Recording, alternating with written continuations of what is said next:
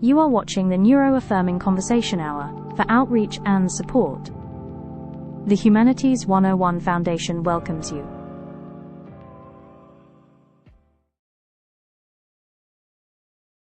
Hello, Nacho Knots. I am glad that you are here today, wherever and whenever you're joining us. I thank you for joining us. And today I want to begin with a quote that sounds a little too simple, but the more that you sit with it, the more it unfolds. On this podcast and in this class, often I talk about one of my favorite mythologists, Joseph Campbell. And Joseph Campbell once said, "Follow your bliss and don't be afraid, and doors will open where you didn't know they were going to be." Now that phrase, "follow your bliss," has become one of those sayings that gets printed on coffee mugs, graduation cards, and inspirational posters. It's one of the reasons that a lot of people know Joseph Campbell's name. And because of this, it can start to feel a little thin, a little shiny, a little too much like just do whatever makes you happy and everything will magically work out. But that's not what Joseph Campbell meant. According to the Joseph Campbell Foundation, Campbell wasn't talking about chasing every passing excitement or running after whatever feels good in the moment. In fact, the foundation explains that Campbell made a clear distinction between shallow fun and something much deeper. He said that if bliss is only fun and excitement, then we're probably on the wrong track. Real bliss, he suggested, requires us to come down into a deeper place inside of ourselves. And Nacho Nuts, I think that matters. Because for a lot of us, especially for those of us who are neurodivergent, burned out, masking, caregiving, surviving, teaching, parenting, working, or just trying to hold life together, follow your bliss can sound almost insulting at first. Like, bliss? Sir, I'm trying to remember if I moved the laundry to the dryer. Bliss? I'm trying to answer 3 emails, find my keys, regulate my nervous system, and not completely fall apart because someone changed the plan at the last minute. Bliss? Some days I'm just trying to follow my grocery list. But that's exactly why I think Campbell's idea is worth revisiting. Because bliss is not the same thing as ease. Bliss is not the same thing as comfort. Bliss is not the same thing as avoiding responsibility. Campbell's idea was closer to this question. What is the thing that keeps calling you back to yourself? Not the thing that impresses other people, not the thing that makes you look successful, not the thing that makes your family comfortable, not the thing that the world told you was practical while slowly training you to abandon your own soul. But the thing that makes, that feels deeply, quietly, and unmistakably alive. The Joseph Campbell Foundation describes bliss as something we discover, not something we simply decide by force. It's not about willing the universe to hand us a perfect life.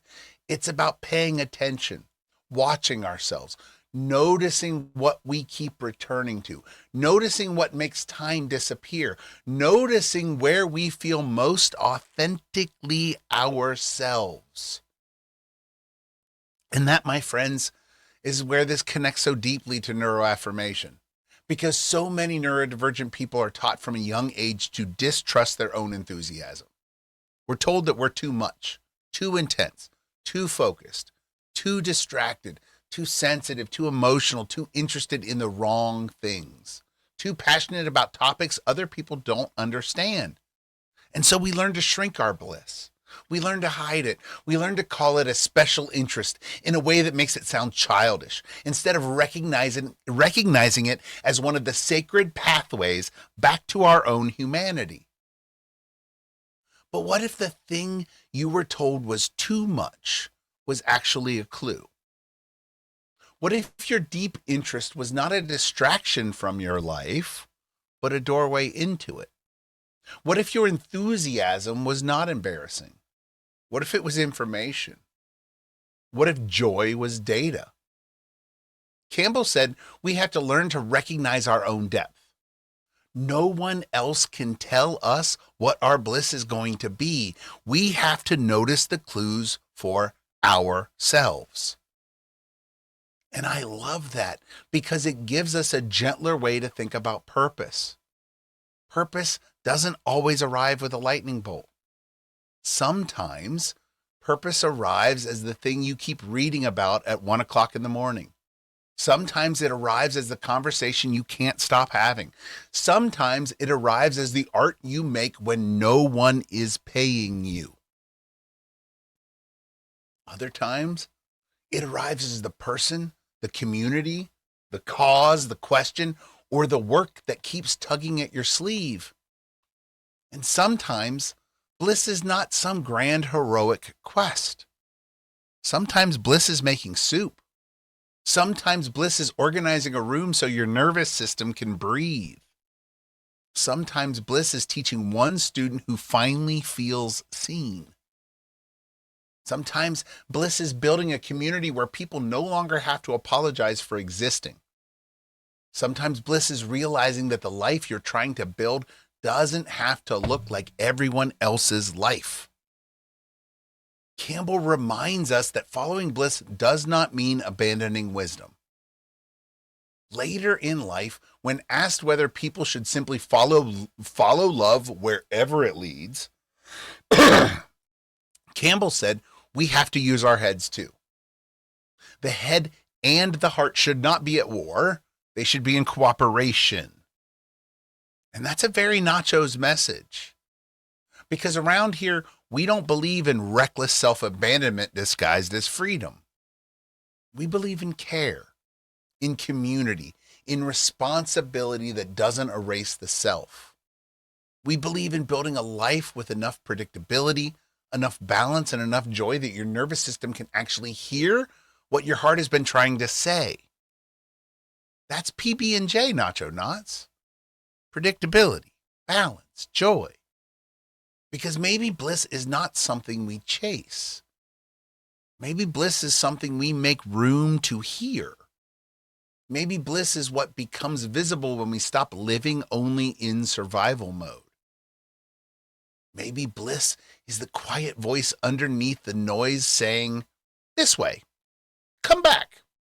You're still in there. You're allowed to want a life that feels like yours. So this week, as we begin, I want you to hold this question gently. What keeps calling you back to yourself? And I know I've asked this before, but it's an important question. What keeps calling you back to yourself? Not what makes you feel useful or productive, not what makes you feel impressive, not what makes you easier for other people to understand. What makes you feel alive? What makes time soften? What helps you remember that you're not a machine? Because your joy is not frivolous. Your enthusiasm is not a flaw. Your deep interest is not a problem to solve, and your bliss, when held with care, wisdom, and community, might just be one of the ways your life is trying to find you. And that brings us to something deeper, Nacho Knots, because when we talk about following our bliss, when we talk about joy, purpose, meaning, in the life that calls us back to ourselves, we also have to ask, who gets permission to follow their bliss? Who gets told their passion is genius? And who gets told their passion is weird? Who gets told they're driven? And who gets told they're obsessive? Who gets to get called focused? And then who gets called difficult? Who gets supported in becoming themselves? And who gets disciplined into becoming easier for everyone else? Because our society does not define joy, purpose, success, or productivity in neutral ways. We inherit those definitions. We're trained into them. We're handed scripts about what a good student looks like, what a good worker looks like, what a successful adult, what a normal body, what a calm mind, what a valuable person looks like.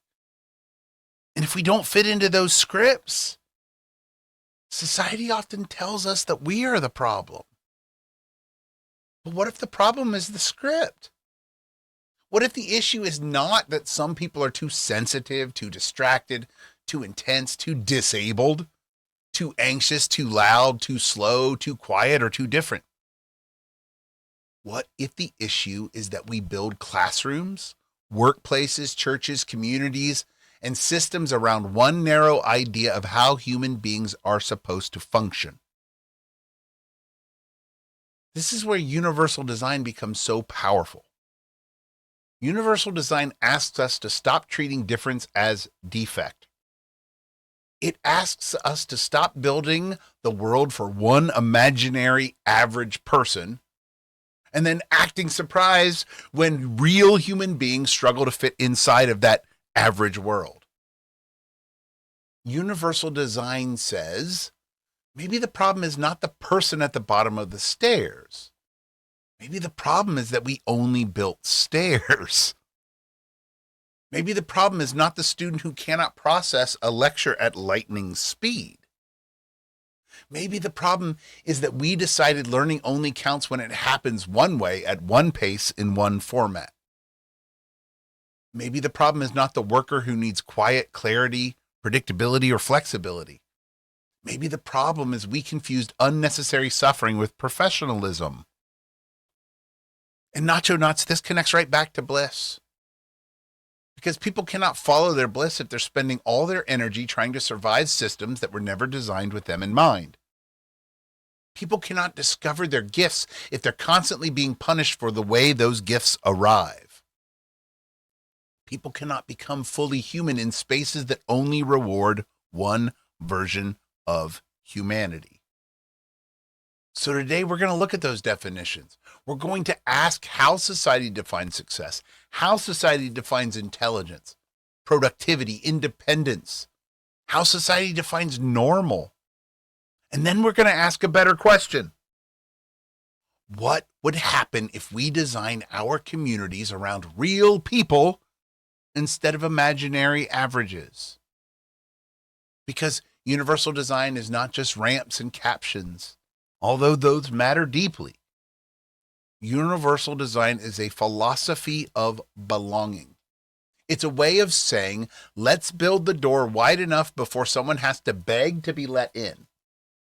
It's a way of saying access should not depend on exhaustion. It's a way of saying human beings should not have to prove their pain before we make room for their participation.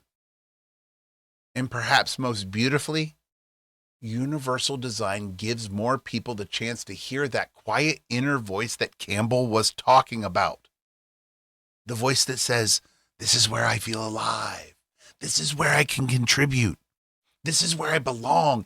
This is where my life begins to feel like mine.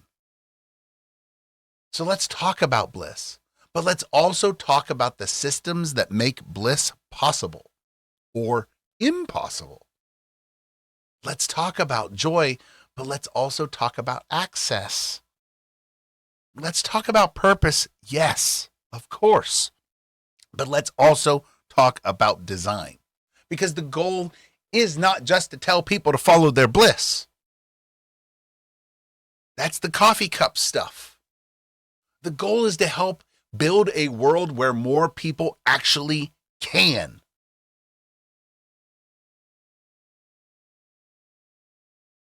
The goal is not just to tell people to follow their bliss. Again, it's to help build a world where we can all do it. And this is where I want to bring us directly into our Humanities 101 course text. Because the question of who actually gets to follow their bliss is not just a personal question. It's a cultural question. It's a design question. And I dare say it's a humanities question. This semester, as always, We are reading selections from J. Timothy Dolmage's Academic Ableism, Disability in Higher Education.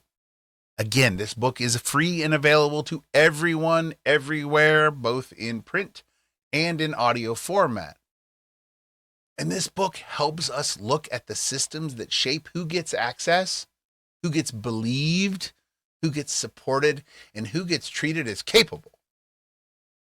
Dolmage asks us to think carefully about higher education, not just as a place where people learn, but as a place a place that often, really, has been built around a narrow idea of intelligence, a narrow idea of communication, independence, productivity, and success. In other words, colleges and universities don't just teach ideas. They teach expectations. They teach us what a good student is supposed to look like. They teach us what participation is supposed to sound like. They teach us how quickly we're supposed to read, write, respond, sit, speak, test, remember, organize, and perform. And if your mind or body or capability doesn't fit those expectations, too often the system tells us that we are the problem. But Dolmage helps us ask a better question. What if the problem isn't the student? What if it's the design? What if the issue is not that someone needs too much support? What if the issue is that support was treated as an exception instead of a basic part of learning? It shouldn't be a revolutionary question. What if the issue is not that someone learns differently? That's a fact. What if the issue is that we built classrooms around one narrow idea of what learning is supposed to look like? That's the heart of this text. Dolmage is not simply saying that individual people can be unfair, although they certainly can be. He's asking us to see how ableism can be built into systems, buildings, policies, traditions, assignments, deadlines, grading practices, classroom layouts, and cultural expectations. And for Humanities 101, and some of y'all's existence as a student, that matters deeply. Because the humanities are not just about memorizing names, dates, books, and artwork. The humanities are about asking what it means to be human. Who counts? Who belongs? Who gets access? Who gets heard? Who gets treated as valuable? Who has to fight just to participate? Now, for this course, you're going to be reading chapters 1, 2, 4, and 5 of Academic Ableism. In chapter 1, the author introduces the idea of academic ableism and asks us to notice how higher education has often created barriers for disabled people while pretending those barriers are normal, neutral, or simply unavoidable. In chapter 2, we'll look at more closely at the spaces, structures, and traditions of higher education. Campuses, classrooms, stairways, lecture halls, policies, and institutional rituals all communicate messages about who belong and who have to struggle to get in. In chapter 4, we begin to think more deeply about access and accommodation. And this is where we can start to see the limits of waiting until someone is already excluded and then offering an individual exception. Accommodation matters, but universal design asks us to go further. So in chapter 5, we move towards that possibility. We begin asking what education could look like if disability, difference, and access were not treated as problems to manage, but as starting points for building better classrooms, better institutions, and better communities. So as you read these chapters, I don't want you to think of this as a textbook. I want you to think of this as a lens, as a way of seeing, as a way of noticing the hidden design choices around you. Because once you begin to notice academic ableism, you can also begin to imagine something different. You begin to imagine classrooms where participation doesn't have to look the same for everyone. You can imagine assignments that allow more than one way to show understanding. You can imagine communication that is clearer, kinder, and more predictable. You can imagine learning spaces where access is not an afterthought. You can imagine a world where people are not forced to prove their suffering before they're allowed to belong. And that brings us right back to universal design, because that's at the heart of this text too. Universal design asks us to stop building the world for that imaginary normal person and then patching things afterward when real human beings show up. It asks us to design from the beginning for different minds, different bodies, different communication styles, different sensory needs, different energy levels, and different ways of learning. And Nacho Nuts, that's where Campbell and Dolmage start talking to each other. Because follow your bliss sounds beautiful, but Dolmage helps us ask whether the world is actually built so people can do that. Can a student follow their bliss if a classroom is designed to exhaust them? Can a worker follow their purpose if the workplace punishes them for needing clarity, flexibility, or quiet? Can a disabled person follow a meaningful path if every doorway, deadline, policy, or expectation tells them that they were not imagined in the first place? So this week, as we move from Joseph Campbell and mythology into J. Timothy Dolmage and sociology and disability studies, I want us to hold two questions together. What calls a person towards a meaningful life, and what barriers keep them from reaching it? This is where Humanities 101 lives. Not just in the question of what humans create, but in the deeper questions of what kind of world allows more of us to become fully human. Because joy is not frivolous. Access is not extra. Purpose is not only for the privileged. And design is never neutral. So let's keep asking the bigger question. Not just how do we help people follow their bliss, but how do we build a world where more people finally have that chance? And in many ways, that question is at the heart of your final project for the course. I'm not asking you to redesign the entire world. None of us can do that alone. What I'm asking is something both smaller and in some ways more powerful. I'm asking you to look closely at one space, one process, one experience, or one everyday challenge, and imagine how it could be made more accessible to another human being. Maybe that person is autistic. Maybe that person has a physical disability. Maybe they're an older adult, a parent with a young child, someone learning English, someone struggling with anxiety, or simply someone having a difficult day. Accessibility is rarely about helping only one group. More often, it's about recognizing that human beings experience the world differently and designing with those differences in mind. Your final project is an opportunity to practice this kind of thinking. It's an opportunity to identify a barrier, however small, and propose a practical way to reduce it. Not because you'll solve every problem, and not because you'll create a perfect system, but because every accessible doorway, every clearer instruction, every quieter space, every thoughtful accommodation begins with someone asking, what if this worked better for more people? Real change often starts that way, not with a grand revolution, but with one person noticing a barrier and deciding to do something about it. And once we understand that design is never neutral, we can start to see something even bigger.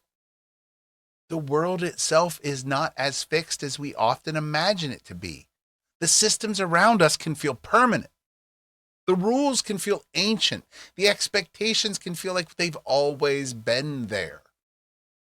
But again and again and again and again, human history reminds us that what we call normal is often just what we've gotten used to.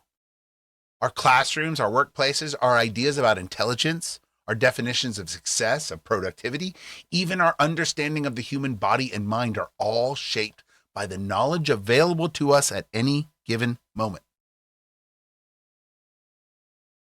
And as that knowledge changes, so does the world, even if we don't. And that's one of the most beautiful and humbling truths about the humanities. And one of the things I love about being a teacher of the humanities. Human existence is always being revised. New discoveries enter the conversation. New voices challenge old assumptions. New research unsettles what we thought we knew. And sometimes, nacho knots, science comes along and gently, or sometimes not so gently, taps us on the shoulder and says, actually, the universe is stranger than you thought. Your brain is more flexible than you imagined. Human connection matters more than you realize. And the story you inherited may not be the whole story. And that's why curiosity and humility are needed. This is where I find my bliss. So now let's turn to some modern research that might just blow our collective minds. And by modern research, I don't mean telescopes, brain scans, always, or artificial intelligence. Sometimes the research that blows our minds comes from something much older, quieter, and humbler. Sometimes it comes from clay. A recent report from the University of Copenhagen, shared through Science Daily, describes how researchers have analyzed, identified, and digitized a collection of ancient cuneiform tablets held by the National Museum of Denmark. Many of these tablets are more than 4,000 years old, and for decades, they've not been fully studied. But once researchers began decoding them, they found something extraordinary. Texts about magic, about medicine, politics, kinship, bureaucracy, letters between rulers, and yes, even a very old recipe for beer. And Nacho Knots, I love this, because on one level, this is archaeology. It's ancient writing. It's the careful work of scholars reading marks pressed into clay thousands of years ago. But on another level, it's a reminder that human beings have always been human beings. We've always been trying to make sense of fear. We've always been trying to organize our community. We've always been trying to track resources. We've always been trying to protect leaders, understand illnesses, communicate across differences and distances, and keep receipts. Sometimes literally. According to the article, the tablets include medical instructions and magical incantations from the ancient Syrian city of Hama. One especially striking tablet contained an anti-witchcraft ritual connected to the royal authority in Assyria. The ritual was meant to ward off misfortune that might affect a king, including political instability. The article explains that this was surprising because such rituals were usually tied closely to Assyrian centers of power, but this tablet was found far from those core regions. Now, I want us to pause here, because it would be easy for modern people to hear magic spells and think, oh, those ancient superstitious fools. But that is too easy. And honestly, it's not very humane. As a humanities approach requires us a better question. What human need was that ritual serving? When a society feels unstable, when power feels fragile, when illness, drought, war, death, or political conflict surround people, human beings create systems of meaning. They create rituals. They create explanations. They create practices that can help them feel like the world can be understood and influenced, maybe even controlled. And before we get too smug about ancient magic, we might want to remember that modern societies also create rituals around fear. We refresh the news, we check the stock market, we watch polling numbers, we track symptoms online, we look for signs that everything will be okay. We may not always burn wax figures while an exorcist chants through the night, but we absolutely still seek patterns, symbols, or practices that help us manage uncertainty. It's not ancient weirdness. It's human vulnerability. The article also notes that the researchers identified a version of a retinal list, a list of rulers, right? That includes mythical and historical kings. One version of this type of list mentions Gilgamesh, the legendary king known from the Epic of Gilgamesh, the first story. One researcher quoted in the article says that this makes the list one of those few relics suggesting that Gilgamesh may have been based on a real historical figure. And again, that's a mind blower, because Gilgamesh is not just some ancient name from a dusty textbook. Gilgamesh is part of one of humanity's oldest surviving stories about grief, power, friendship, mortality, and the desperate human longing to escape death. And here we have this reminder that the line between myth and history is not always a wall. Sometimes it's a shoreline. The waves move back and forth. A person becomes a story, a story preserves a memory, and a memory becomes a myth. And 1,000 years later, or more, scholars are still trying to understand where the human beings end and the legends begin. I always think about Bo. Do you know Bo? Bo knows Bo. The last of the legends, apparently. And that's where this is humanity's work here.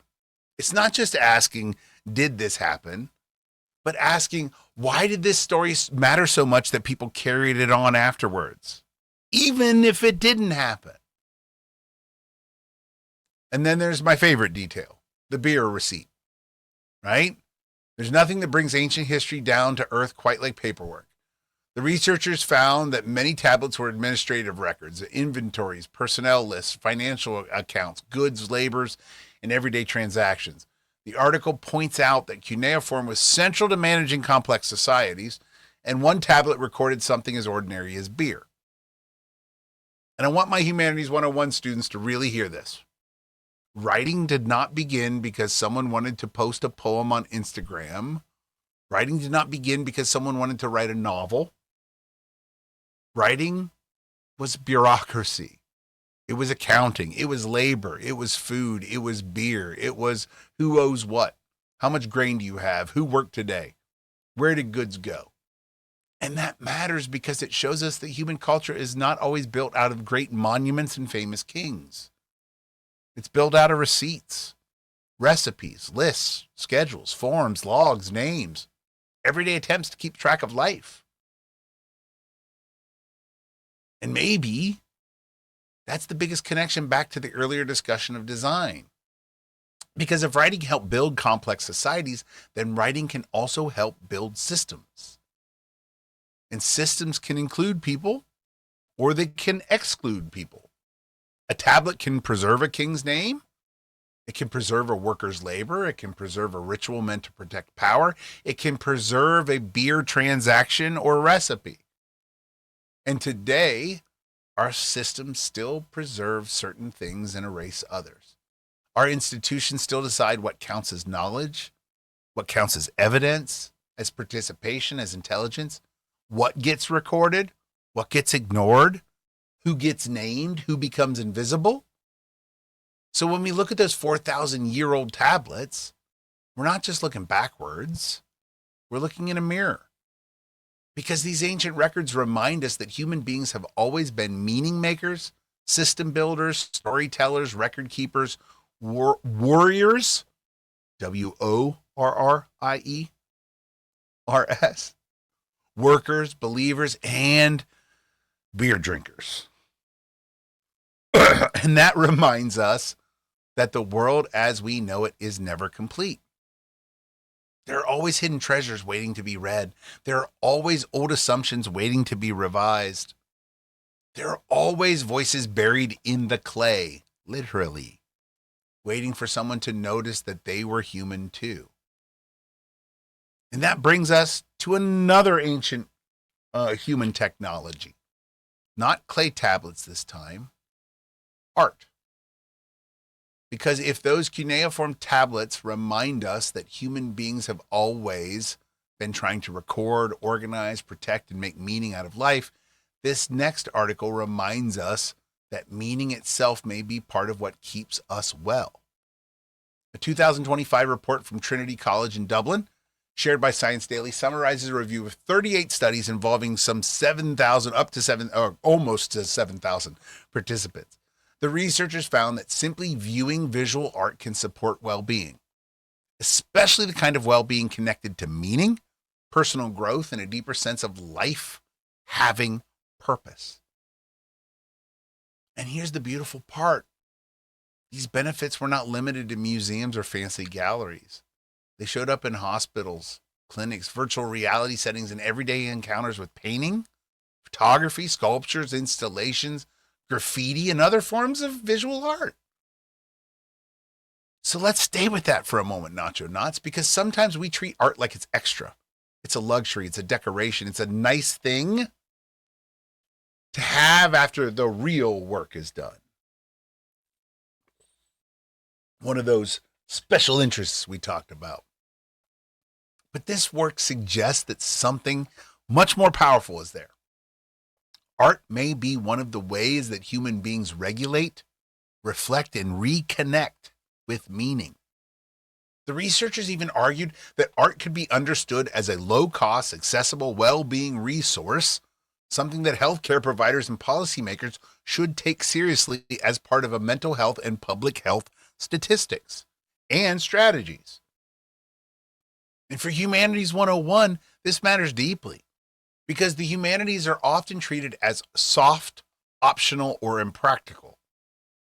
But if looking at art is not just about appreciating beauty, what if it's also about building identity? What if it helps us cope with chaos? What if it helps give us a place to put our grief, our wonder, our fear, our memory, our longing, and our hope? What if art helps us follow our bliss, not because it solves every problem, but because it reminds us that we are more than a problem?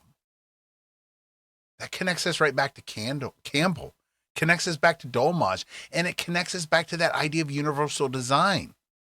Because if viewing art can support well-being, then access to art matters. Access to museums, access to visual cultural centers, access to captions, to audio descriptions, to sensory-friendly spaces, to digital access in general, classroom access, public funding for the arts, the design of the experience itself. Because joy is not extra, meaning is not extra, beauty is not extra, and access to those things that help us feel human should not be reserved only for people who already have enough time, money, mobility, energy, or social permission to reach them. So as we move into this article, or as we move from this article, I want to think about how art is not only an escape from the real world, but also one of the ways we survive the real world. Art gives us a place to look, a place to feel, a place to wonder, a place to recognize ourselves, and maybe, just maybe, a place to remember that even in the middle of stress, uncertainty, burnout, and change, human beings are still meaning makers. We're still beauty seekers.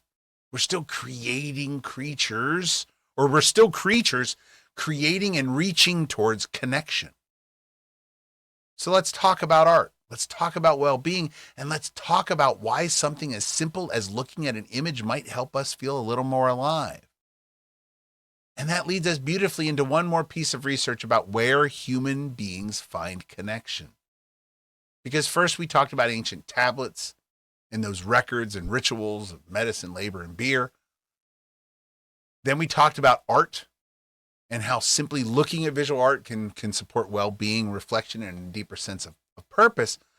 But now we're going to move into something a little bit more modern, or even maybe ordinary, or even surprising. YouTube. Yes, Nacho Not. We have officially gone from ancient clay tablets to museum art to YouTube. And honestly, that's the humanities. Because the humanities are not just about old books and marble statues. The humanities are about how human beings seek meaning, connection, comfort, recognition, and belonging in every age. Sometimes that belonging is IRL, as people say, and sometimes it's digital. but sometimes the method of connection is immaterial to the outcome of the relationship. The 2024 University of Essex study, summarized by Science Daily, found that people often experience one-sided relationships with YouTubers, fictional characters, celebrities, or online personalities as emotionally meaningful. These are called parasocial relationships, and a lot of people have heard this term before. But this means a person feels connected to someone who does not personally know them back. You may be in that situation right here. The study looked at more than 1,000 people, and they found that many participants saw those relationships as emotionally supportive, sometimes even more helpful than casual acquaintances such as neighbors or coworkers.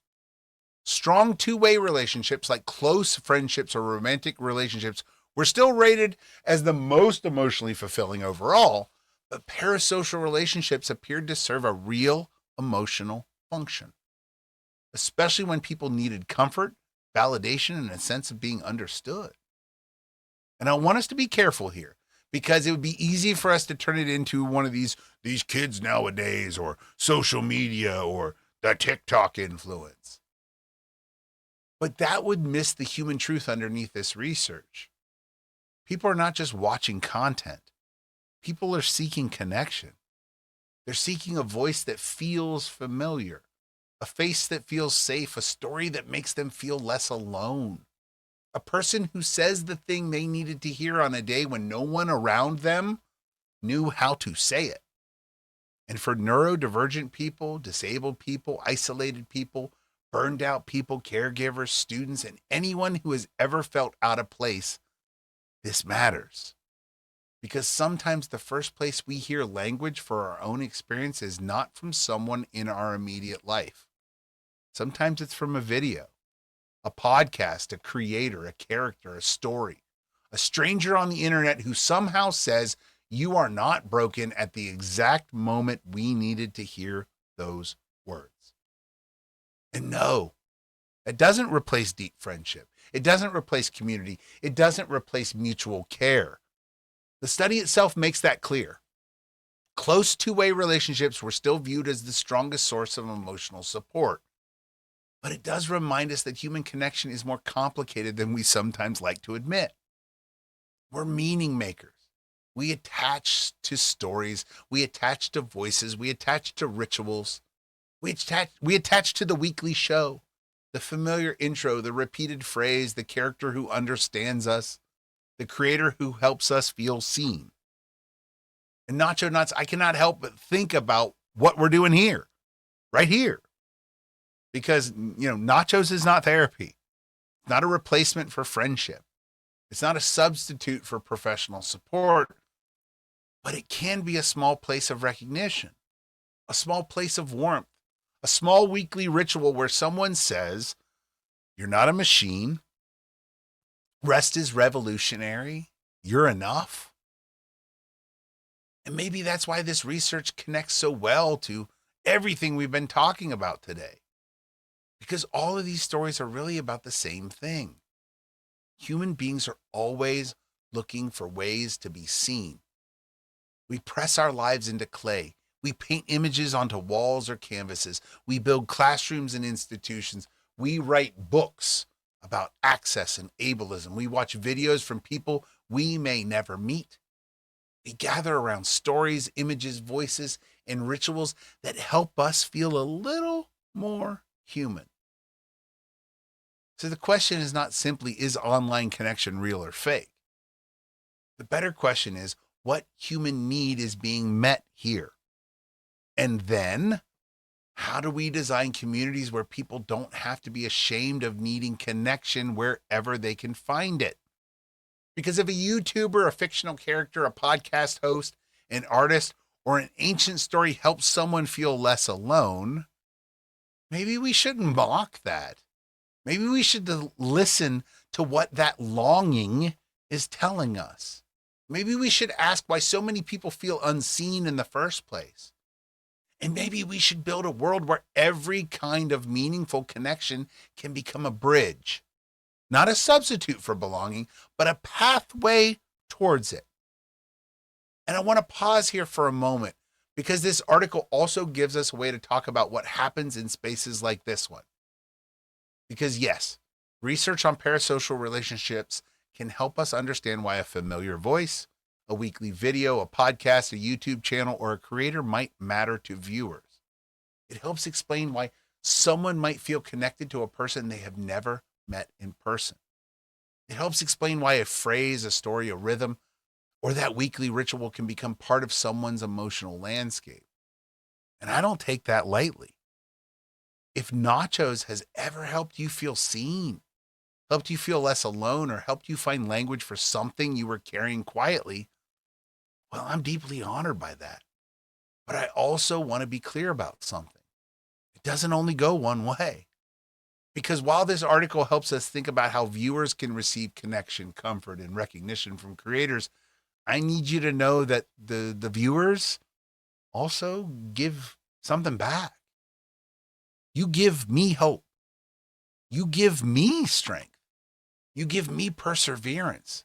You remind me many times that this work matters and that it still matters. Every comment, every message, every shared story, every moment where someone says, I needed to hear this today, it becomes part of the fuel that keeps it going, keeps me fired, and keeps me pumping. And I know it may sound sentimental or cheesy, but it's true. Because when you do this kind of work, sitting in a basement alone, when you talk about neuroaffirmation or disability or burnout or humanity, access, self-worth, grief, masculinity, education, community, and all the other things that we talk about, right? In this grand scheme of humanities, you're not just making content. You're trying to build a little shelter in the storm. Building a shelter is tiring. It's vulnerable. It's lonely. And there are days when the world is loud. There are days when the system feels heavy. There are days when the ableism, cruelty, misunderstanding, cynicism, and burnout feel like they are winning. And then one of you shows up. One of you leaves a comment. One of you shares how a phrase helped you talk to a child differently. One of you says that you finally feel understood. One of you tells me that you're trying again. One of you reminds me that kindness is still moving through the world, even when the headlines make it hard to believe. And it changes me, it strengthens me, keeps me going. So yes, maybe a viewer can feel connected to a creator, but a creator can also be deeply moved by the community that gathers around the work. Because you're not numbers to me. You're not analytics or engagement data. You're people. You're people with stories. You're people with nervous systems. People with grief and hope and complicated lives. People trying to love your kids better. People trying to understand yourselves better. People trying to survive institutions that were not always built with you in mind. People trying to make meaning one day at a time. And when you show up here, you remind me that this is not just a broadcast. It's a relationship. Not the same kind of relationship as a close friendship, of course. Not the same as sitting across the table from one another. But it's still something real. It's something human. It's something that matters. Because every time you listen, every time you reflect, every time you take one idea from this space and use it to offer yourself or someone else a little more grace, you become part of the work. You become part of the hope. You become part of the reason I can look at the world with all its heartbreak and all its heaviness and still say, there's good here. There are people trying. There are people healing. There are people building something better. And maybe this is one of the most beautiful things about NACHOS. It's not just me speaking to you. It's us reminding each other that we are still here. We're still worthy. We are still becoming. And we can keep going. So to every Nacho Not who has ever watched, listened, commented, shared, cried, laughed, reflected, or simply sat quietly with an episode when you needed a little company, thank you. Seriously, you give me courage. You give me hope. You give me strength. And you remind me again and again why this work is worth doing. And because of that, I want to offer the gentlest invitation I can. If Nachos has helped you, encouraged you, taught you something, or simply kept you company for a few minutes when the world was heavy, one of the kindest things you can do is help this little community grow. You can like a video, you can share a video, you can follow or subscribe so you don't miss future episodes. You can share with someone who might need a little more grace this week. You can leave a comment, not because the algorithm is sacred, but because your words help other people know they are not alone. And if you're in a place where you're able and willing, you can also support the work of Humanities 101 Foundation through a donation. Every share, every comment, every subscription, every dollar, every moment of encouragement helps us build spaces where people can feel seen, valued, supported, and reminded of their own humanity. So no pressure, no guilt, no, just gratitude. Because whether you donate, share, comment, listen quietly, or simply carry one idea from this episode into your day or into your life, you're part of this. You're a part of this weird bowl of nachos. You're part of this community, and I am so glad that you are.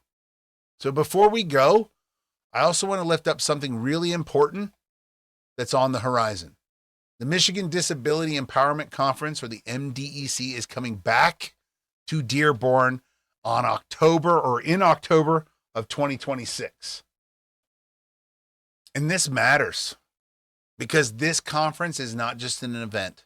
It's part of building a future where disabled people are not treated as afterthoughts, burdens, inspirations, or problems to be managed.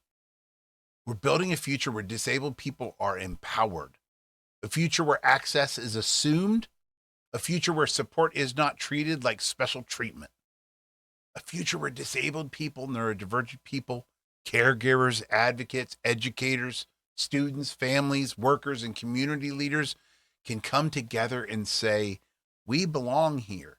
We have wisdom here. We have leadership here, and we are not waiting for permission to help shape the world. And I truly, in my heart of hearts, I truly believe that Dearborn can be one of those places where that future happens. Dearborn has the people. Dearborn has the institutions. Dearborn has the community spirit. And with the right partnerships, the right imagination, and the right commitment to access, Dearborn can become the model for what disability empowerment looks like in Michigan and beyond. So if you're part of an organization, a school, a college, a workplace, or a community group, a business, a public institution that wants to build a more neuro-affirming future, I'd be honored to connect. This is the work I do. I've worked with organizations like Lake Michigan Credit Union, Stop and Shop, and multiple universities to help make their spaces more neuro-affirming. And when I say spaces, I mean that in the fullest sense. Physical spaces, pedagogical spaces, theoretical spaces, workplace spaces, classroom spaces, cultural spaces. Because neuroaffirmation is not just about being nicer to people, though we should absolutely be kinder. It's about design. It's about access. It's about changing the assumptions underneath the room. It's about asking who was imagined when this was built, who was left out, who is exhausted just trying to participate, and what would it look like to create a space where more people can bring their full humanity with them? That's the future we're building. That's the work of the MDEC, the Michigan Disability Empowerment Conference. That's the work of Humanities 101. It's the work of Nachos. And that's the invitation. If your organization wants to think more deeply about universal design, neuro-affirming practice, accessibility, disability empowerment, inclusive education, or workplace belonging, please reach out. Because we don't have to wait for the future to become more humane. We can build it together. In Dearborn, Michigan, this October is one place where that building continues. So before we close today, I want to take one more gentle breath with you, because we covered a lot in this episode. We covered a lot. We moved from Bliss to access, from ancient tablets to modern art, from online connection to disability empowerment, from personal meaning to public design. And that's a lot to hold. So before we step away from the nacho bowl for the week, let's gather the pieces together. Not as a test, not as a checklist, not as one more thing you have to remember perfectly, but just as a way of honoring our journey that we took today together, because sometimes meaning doesn't arrive all at once. Sometimes it settles in when we pause, we look back, and we notice the thread that has been holding everything together. So, Nacho Knots, today we started with Joseph Campbell's famous invitation to follow your bliss. But we didn't leave it as a bumper sticker. We asked what bliss really means when life is complicated, when systems are exhausting, and when so many people are taught to shrink their joy, hide their enthusiasm, or mistrust the very things that make them feel alive. We talked about bliss not as shallow happiness, but as the deeper call back to ourselves, the thing that keeps tugging at us, the thing that reminds us that we are still human, the thing that says, this way, come back, there's life over here. And then we ask the bigger question, who actually gets to follow their bliss? Because joy, purpose, and meaning are not just personal questions. They're design questions. They're access questions. They're justice questions. And that brought us into Dolmage's academic ableism in our Humanities 101 course text. We talked about how colleges and universities often define intelligence, participation, productivity, communication, and success in narrow ways. For this course, students will be reading chapters 1, 2, 4, and 5, and those chapters will help us think about academic ableism, access, accommodation, universal design, and what education could become if disability and difference were treated not as problems, but as starting points for better design. Then we widened the lens. We reminded ourselves that the world as we know it is not always the world as it truly is. New discoveries are constantly entering the human conversation.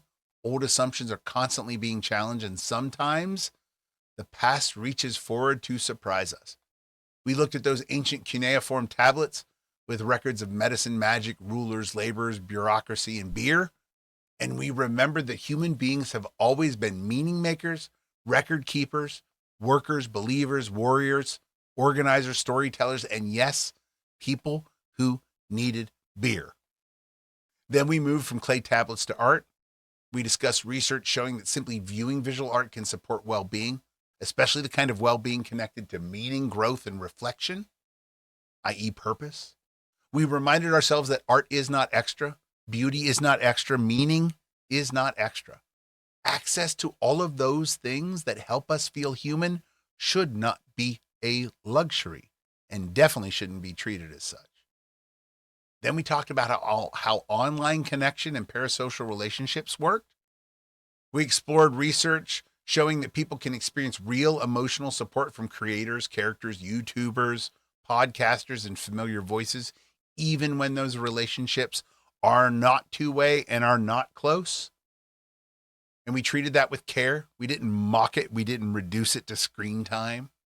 We asked what human need was being met, because sometimes a video, a podcast, a story, or a weekly ritual gives someone the language they need to feel less alone. And then I paused to tell you something important. If Nachos has ever made you feel seen, you needed to know that that goes both ways. You, the viewers, the listeners, the commenters, the quiet watchers, the people who share these episodes and carry these ideas into your homes, classrooms, workplaces, and relationships. You give me hope. You give me strength and perseverance. You remind me that this work matters. You remind me that kindness is still moving. You remind me that people are still trying.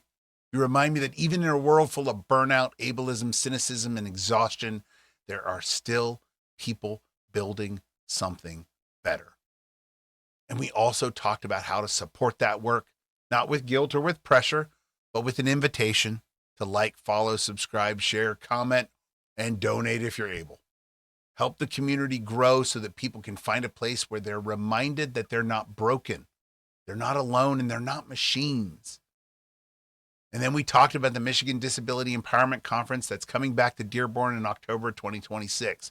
And even though I'll be in Asia on my lecture tour, I'm still supporting the conference We talked about how this was building a future where disabled people are empowered, not pitied, where access is assumed, where neurodivergent and disabled people are recognized as leaders, thinkers, creators, workers, students, teachers, and whole human beings. And we talked about how Dearborn, Michigan, is the one place where that future can happen. And we extended invitations to Dearborn and Michigan organizations, schools, workplaces, universities, businesses, and community groups that if they want to be a part of the MDEC or they want to reach out to Humanities 101 for some neuro-affirming work in the future, please do. Because this work can only happen in physical spaces. It can happen in pedagogical spaces, theoretical spaces, workplace, community, classroom spaces. We are ready to come to you. And so if there is one thread running through all of today's episode, it is this. Human beings need meaning. We need access. We need connection. We need beauty. We need stories. And we need systems that make room for our real lives. We need communities that help us remember who we are. And we need a world where more people are actually get the chance to follow the life that is calling them. So remember, maybe the question is not, what is your bliss? Only. Maybe it's also this. What would we need to change so that more people could follow theirs? That's the work.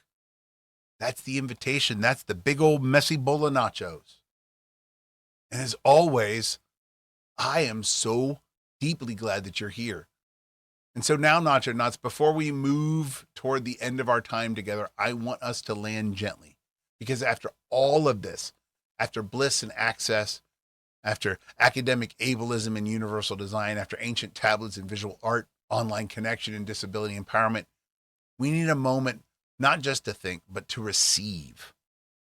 We need a moment to let the ideas move from the head into the heart, as Campbell would say. Because it's one thing to talk about meaning. It's a completely different thing to remember that you're allowed to have it. It's one thing to talk about access. It's another thing to believe that you're worthy of it. It's one thing to talk about building a better world, but it's a completely different thing to remember that you don't have to build it while abandoning yourself. So as always, take what serves you and leave what doesn't. Let these words meet you wherever you are today. If all you can do is listen, that's enough. If all you can do is breathe, that's enough. If all you can do is let one sentence be true for one small moment, that's enough. So let's affirm this together. You are not a machine. Your worth is not measured by how much you produce. Your joy is not frivolous. Your bliss is not childish. Your deep interests are not embarrassing. The things that make you feel alive are worth paying attention to. You're allowed to notice what calls you back to yourself. You're allowed to want a life that feels like yours. You're allowed to need support on the way there as well. Access is not special treatment. Support is not weakness. Accommodation is not cheating. Rest is not failure. Needing a different path does not mean you are lost. Needing a different form of design does not mean that you are difficult. You are not broken because a system was not built with you in mind. You are not less intelligent because you learn differently. You are not less valuable because you communicate differently. You are not less human because you move, feel, process, focus, remember, or relate differently. Your body belongs in the room. Your mind belongs in the room. Your voice belongs in the room. And if the room cannot hold you, maybe the room needs to change. You are part of the human story, not just the polished parts, not just the productive parts, not just the easy to measure parts. You are part of the clay tablet. the art gallery, the classroom, the podcast, the community, the conference, the future we are building together. Your story matters. Your presence matters. Your longing for connection matters. Your need for beauty matters. Your hunger for meaning matters. Your desire to be seen, known, and understood is not too much. It's human. And if today has been heavy, may you find one small place of softness. If today has been lonely, may you find one small thread of connection. If today has been overwhelming, may you find one small moment of predictability. If today has been exhausting, may you find one small permission to rest. If today has made you doubt yourself, may you remember that you're still becoming. You don't have to have the whole path figured out to continue walking it. You don't have to follow your bliss perfectly. You don't have to heal on schedule. You don't have to prove your humanity to anyone. You are already human. You are already worthy. You are already enough. And together, little by little, breath by breath, choice by choice, we can keep building a world where more people have the chance to become fully themselves. A world with more access, more joy, more meaning, more softness, more room, more ramps, more captions, more patience, more care, more humanity. So Nacho Knots, as we leave this episode, carry this with you. Your joy is information. Your needs are real. Your access matters. Your story belongs, and you, exactly as you are today, are enough. And with that, my beautiful Nacho Knots, we're going to bring this week's episode to a close. Thank you for being here. Thank you for showing up with your whole humanity, however much of it you had available today. Thank you for thinking with me, wondering with me, laughing with me, learning with me, and building this little corner of care with me. As we move through the rest of the week, I hope you remember this. You're not a machine. Your worth is not your productivity. Rest is revolutionary. Access is love and action. Joy is not extra. And you, exactly as you are today, are enough. So take a breath, drink some water, eat something if your body needs it, move gently if that would help, rest without guilt if you can, and offer yourself the same grace you would so freely offer someone you love. This has been the Neuro-Affirming Conversation Hour for Outreach and Support. I'm Dr. Adam Dutch Hazlett, reminding you that the world gets better when more people are allowed to be fully human. So until next time, Nacho Knots, stay cheesy, stay curious, stay compassionate, and remember, you're not a machine. Rest is revolutionary, and you are enough. Thank you for joining us. See you next week. The views and opinions expressed in this video are solely those of the creator and do not reflect the views of any institution, employer, or affiliated organization.